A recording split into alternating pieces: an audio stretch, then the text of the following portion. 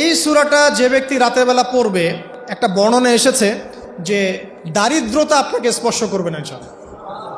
এই যে সুদ খাচ্ছে কি জন্যে? টাকার জন্য তো নাকি? টাকা পয়সা ধন দৌলত করবেন, এই তো আপনার উদ্দেশ্য নাকি?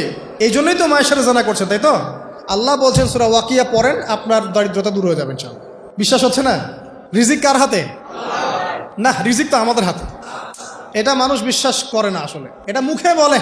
মানুষ মুখে বলে রিজিক আল্লাহর হাতে। মানুষ যদি বিশ্বাস করতো রিজিক আল্লাহর হাতে, তাহলে মানুষ কেমন করে সুদ খাবে? ও মনে করছে রিজিক আমার হাতে, আমি যদি খাই সুদ তাহলে আমি গেইন করব, যদি না খাই তাহলে আমি দারিদ্রতায় ভুগবো নাকি? যদি আমি ঘুষ নেই তাহলে আমার উন্নতি হবে অর্থনৈতিক, যদি না নেই তাহলে আমি মরে যাব, না খেয়ে মরে যাব। যদি আমি দুর্নীতি করি তাহলে আমি বাঁচবো, আমার সন্তানরা ভালো থাকবে, যদি না করি আমি দারিদ্রতায় মরে যাব, তাই তো? এই কনসেপ্ট ছাড়া কেউ এগুলা কাজ এমনি করতে পারে নাকি? নিঃসন্দেহে আমরা মনে করি যে রিজিকের মালিক আমরা, আল্লাহ নয়। শুধু মুখের মধ্যে বলি যে রিজিকের মালিক আল্লাহ। রিজিকের মালিক যদি আল্লাহ হতো তাহলে আমি হালাল পথে থাকতাম এবং তাওয়াক্কুল করতাম যে আল্লাহ আমাকে যা রিজিক দিয়েছেন তা তো আসবেই, আসবে না? আসবেই। আপনাকে যদি আল্লাহ পাক, এটা কোন জেলা? লালমনিরহাট। লালমনিরহাটের 100 একর জায়গায় যত ধান হয়, এতগুলো ধান যদি আপনার আমল নামায় লেখা থাকে, মানে আপনার আমল নাম হচ্ছে রিজিকে, তাকদিরে আপনার তাকদিরে যদি লেখা থাকে যে আপনি 100 একর জমির ধান খাবেন তারপর মরবেন, আছে না লেখা? আচ্ছা, একটা দানা কম বেশি হবে? তা আপনি যদি আল্লাহর প্রতি তাওয়াক্কুলই করেন তাহলে আপনি হালাল পথে থাকবেন, বিশ্বাস করবেন যে আল্লাহ পাক যেটা লিখে রাখছে আমার তাকদিরে রিজিক, এর একটা দানা রেখেও আমি পৃথিবী থেকে যাব না, সিম্পল। তখন আপনার অন্য পথে যাওয়ার কোনো কারণ নাই।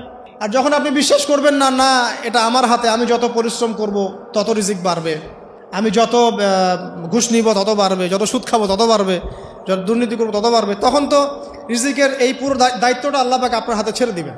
আল্লাহ পাক আপনাকে কোনো বারাকা দিবেন না।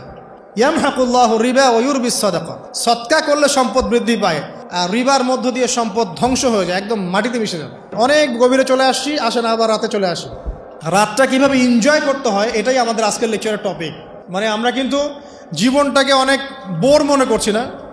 এই যে ব্যবসা বাণিজ্য, চাকরি বাকরি, বিবি বাচ্চা, পরিবার, অনেক অনেক যন্ত্রণা নাকি, অনেক সমস্যাই না? কিন্তু আল্লাহ পাক ইসলাম দিয়েছেন কিন্তু জীবনটা উপভোগ করার জন্যে। কি জন্যে? উপভোগ করার জন্যে। আমরা আগে ভাবতাম আল্লাহ পাক ইসলাম আসলে কি জন্যে দিলেন মানব জাতির? উত্তর হচ্ছে 3টা। 1, ইহকালীন সাফল্য, 1। 2, পরকালের মুক্তি। আর 3 হচ্ছে আপনার জীবনটাকে উপভোগ করার জন্য।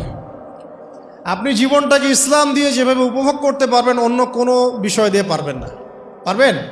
পারবেন না। আসেন দেখেন কিভাবে। রাতটা নিয়ে কথা বলি। এই যে রাত হয়ে গেল, আমরা আয়াতুল কুরসি পড়ব, আমরা সূরা বাকারার শেষ 3 আয়াত পড়ব, সূরা মুলক পড়ব। আরেকটা সূরা বলি, সূরা ওয়াকিয়া। কোন সূরা?